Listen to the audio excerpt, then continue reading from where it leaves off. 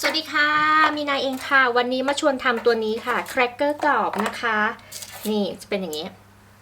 มีนาใส่กระเทียมลงไปค่ะนี่กระเทียมนะคะชีสแล้วก็พาสเล่ค่ะเอาไว้ทานคู่กับกาแฟชายามบ่ายบอกเลยว่าอร่อยมากแล้วทำง่ายมากมีเทคนิคนะคะอบยังไงให้กรอบแบบนี้เดี๋ยวไปดูได้เลยในคลิปนะคะฟังเสียงก่อนแล้วกันเป็นไงก็เทคนิคแพรวๆมากเลยนะคะในคลิปเนี่ยอย่าลืมไปดูจ้ะส่วนผสมนะคะก็จะไม่มีอะไรมากเลยมีแป้งสาลีอเนกประสงค์นะคะ150 กรัมหรือว่า1ถ้วยตวงกับอีก2ช้อนโต๊ะนะคะเสร็จแล้วจะมีน้ำค่ะน้ำเศษ1/4ถ้วยตวงค่ะมีเนยละลายเศษ1/8ถ้วยตวงนะคะน้ำหนักกรัมเดี๋ยวมีนาจะชั่งไว้ให้มีเบกกิ้งโซดานะมีกระเทียมนะคะเดี๋ยวเอามาตำกันแล้วก็จะมีพาเมซานชีสค่ะมีพาสเล่เสร็จแล้วเราก็จะมีเกลือน้ำตาลนะคะแล้วก็ยีสต์นิดหน่อยเดี๋ยวเราไปเริ่มทำกันเลยค่ะสูตรนี้นะคะใช้ส่วนผสมไม่เยอะบอกเลยว่าต้นฉบับสูตรมาจากยูทูบเบอร์ท่านหนึ่งค่ะมีนาบอกเลยละกัน Table Diary นะคะแต่ว่ามีนาปรับสูตรของเขานะคะให้เข้ากับมีนาเองซึ่งส่วนผสมทั้งหมดอาจจะไม่เหมือนสักทีเดียวเริ่มทำกันเลยค่ะเริ่มเลยนะคะเราจะเริ่มจากเนยละลายค่ะเนยละลายคลุกไปด้วยเศษ1/8นะคะถ้วยตวงหรือประมาณ30 กรัมนั่นเองมีนาชั่งเป็นกรัมนะจะได้ของน้ำตาลทรายค่ะอยากให้มีรสหวานๆเค็มๆถ้าใครอยากได้รสเค็มอย่างเดียวตัดน้ำตาลทรายทิ้งเลยค่ะน้ำตาลทราย2ช้อนชานะคะเกลือค่ะเกลือป่น1ช้อนชาอาจจะบอกว่าชีสนะคะลองชิมชีสก่อนถ้าชีสใครเค็มตัดเกลือทิ้งเพราะว่ามันจะได้รสจากชีสแต่ชีสมีนาไม่ค่อยเค็มมีนาใช้เนยจืดถ้าใครใช้เนยเค็มตัดเกลือทิ้งนะคะวันนี้มีนาใช้เนยจืดก็จะใช้เกลือ1ช้อนชาคนทุกอย่างให้ละลายอ่ะให้เกลือกับน้ำตาลเนี่ยละลาย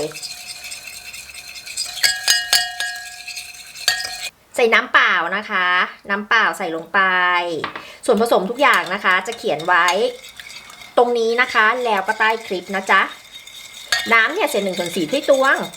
คนให้ละลายค่ะใส่ยีสต์ลงไปนิดนึงประมาณปลายช้อนชาใส่เพื่ออะไรไม่รู้สูตรเข้ามาแบบนี้ก็เลยตามไปนี่นะคะเสร็จแล้วใส่เบกกิ้งโซดาค่ะเบกกิ้งโซดาเนี่ยใส่ไปประมาณนี่ครึ่งช้อนชานะคะเบกกิ้งโซดาเนี่ยจะทำให้กรอบนะคะคนเอาเถอะชีสค่ะใส่ลงไปเลยค่ะพาเมซานชีสนะคะมีนาใช้35 กรัมใครไม่มีชีสไม่ต้องใส่ทดอย่างอื่นได้เลยค่ะใส่งาอะไรก็ได้ค่ะงาก็ใส่ได้เช่นเดียวกันนะคะพาสเล่ค่ะ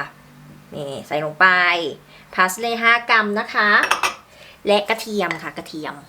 มเนี่ยเดี๋ยวเราจะเอามาสับก็ได้บดก็ได้ใครไม่ชอบไม่ต้องใส่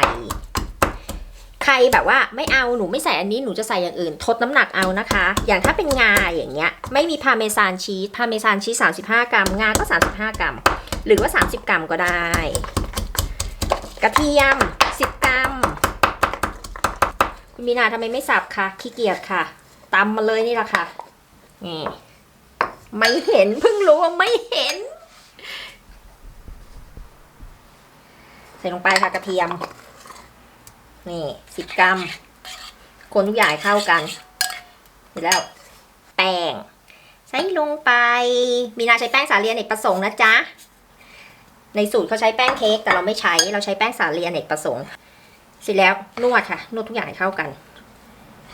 ถ้ามันเหลวเกินนะจ๊ะเหลวเกินเติมแป้ง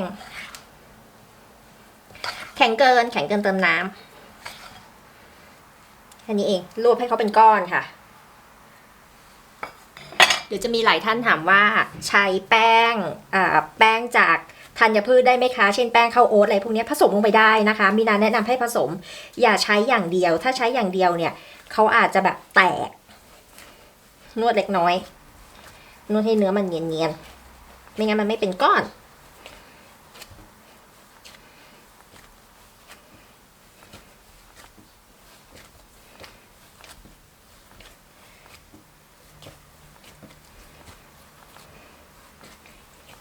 เห็นอย่างนี้แล้วอยากทำมีหลายท่านอยากได้แป้งพายนะคะแปะไว้ก่อนเพราะว่าเพิ่งกินไปเลยยังไม่ได้ทำเดี๋ยวเราทิ้งช่วงสักพักให้ลูกชายแบบเกิดอยากแล้วเดี๋ยวทำให้เสร็จแล้วค่ะนี่หอมนะอ่ะนี่ค่ะเสร็จแล้วได้แบบนี้จ้ามาค่ะเดี๋ยวเรามารีดโรยแป้งก่อนโรยแบบนี้จุกหรือใครจะใช้กระดาษไขก็ได้ค่ะคือวางบนกระดาษไขแล้วก็รีดนั่นเองเนี่ยเดี๋ยวเราจะรีดเลยนะนี่ค่ะนี่เขามีความหนานิดนึงตอนนี้อุ่นเตาอบแล้วนะคะอุ่นเตาอบแล้วที่ไฟเท่าไหร่เอ่ยไฟ170องศานะคะไฟบนล่างไม่เปิดพัดลม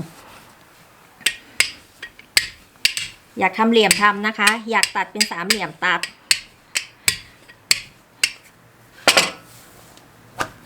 แคคเกอร์นี่ต้องบางๆหน่อยนี่มีนาทำแคคเกอร์นะให้บางประมาณแบบ2 มิล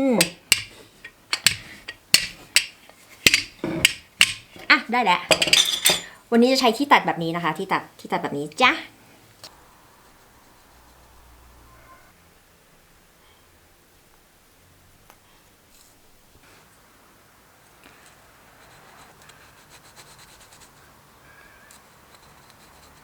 ใครไม่มีพิมพ์แบบนี้นะใช้ที่ตัดเฉาก๊วยอ่ะเอามาตัดเป็นสี่เหลี่ยมก็ได้เสร็จแล้วเราก็ลอกหอมจังหอมจริงๆขนาดน้องหมายังมาแบบหอมแม่หอมอันนี้เดี๋ยวเรามาทำใหม่นะคะเดี๋ยววางบนถาดที่รองด้วยกระดาษไขนะคะตัวนี้ต้องไปซื้อมานะจ๊ะตัวที่ปาดแป้งบอกแล้วนะนี่จะได้แบบนี้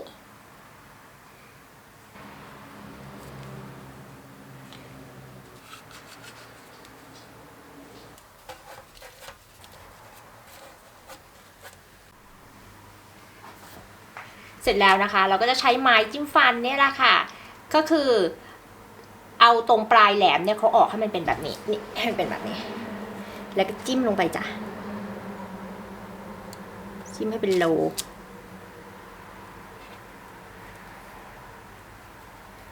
กี่รูก็ได้ตามที่เราต้องการ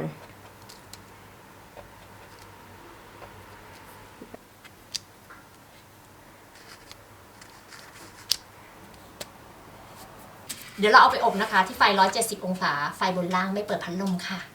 ไปค่ะจิ้มหมดแล้วก็จะจิ้มเสร็จเหนื่อยมากอ่ะไปแล้วจ้ะมีนาอบไฟนะคะ170องศานะคะไฟบนล่างไม่เปิดพัดลมเป็นเวลา11นาทีเสร็จแล้วลดเหลือไฟ100องศานะคะไฟบนล่างนะคะไม่เปิดพัดลมเป็นเวลา15นาทีค่ะใครอยากได้กรอบนะคะรีดให้มันบางๆหน่อยนี่ถือว่ารีดบางแล้วมันก็ยังเห็นไหมนี่ขนาดรีดบางแล้วนะเนี่ยบอกเลยว่าอร่อยค่ะเนี่ยค่ะเสร็จแล้วเราก็ทิ้งไว้อย่างเงี้ยค่ะปิดเตาอบแล้วนะทิ้งไว้อย่างเงี้ยจนเตาอบเย็นใครอยากได้กรอบถ้าใครอยากได้แบบนุ่มๆนิดนึง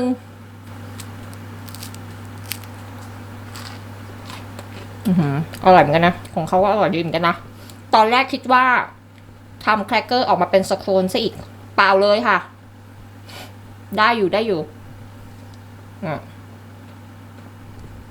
ค่ะตัวนี้คือมีนาออกมาก่อนล่วงหน้าแล้ว10นาทีเพราะฉะนั้นมีนาไม่ชอบกรอบมากมีนาชอบแบบว่ามีความกรอบนอกนะคะ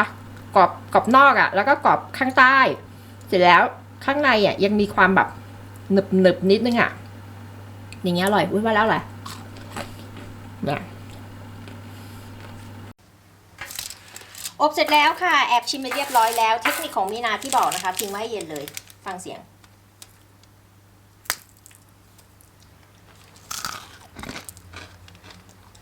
กรอบยันข้างใน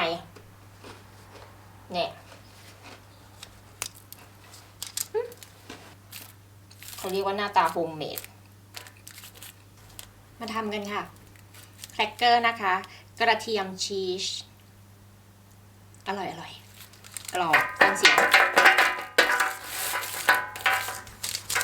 หรือจะให้ฟังเสียงมีเทคนิคบอกแล้วนะคะในวิดีโอนะคะไปดูกันได้เลย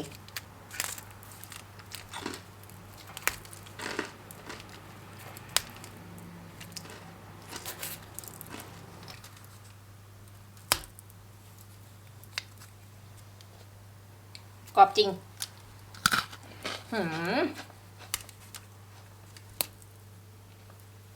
ฝากกดไลค์กดแชร์แล้วก็ติดตามให้ด้วยนะคะแล้วพบกันคลิปหน้าเดี๋ยวดูว่าคลิปหน้าจะทำอะไรอีกเดี๋ยววันนี้